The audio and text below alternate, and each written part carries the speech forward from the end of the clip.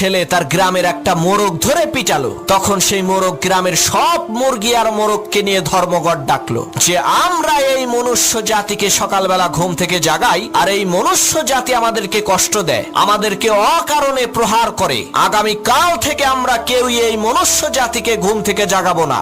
দেখি ওরা কি করে কাজকর্ম করে খায়। যে কথা সেই কাজ। তারপরের দিন সকালে সেই গ্রামের একটা মোরগও ডাকাডাকি করলো না, চুপ করে রইলো। কিন্তু তারা ক্ষোভ থেকে বের হয়ে দেখলো একই অবাক কাণ্ড, গ্রামের সব মানুষ ঘুম থেকে উঠে তারা তাদের কাজকর্ম করছে। তখন গ্রামের সকল মুরগি আর মোরগ বুঝতে পারলো আমরা যদি না থাকি, বাকবাকুম করে না ডাকি, তাহলে মানুষের জীবন ধারায় কোনো পরিবর্তন হবে না। ঠিক একই ভাবে বন্ধু, তুমিও যদি না থাকো এই পৃথিবীর কিছুই আসবে যাবে না। তুমি তো ভালো, পৃথিবীর বিশাল বড় রাজা বাদশাহ নবী রাসূল তারাও চলে গেছে, তাই বলে কি পৃথিবী থেমে আছে? পৃথিবী তার আপন গতিতে চলছে আর কিয়ামত পর্যন্ত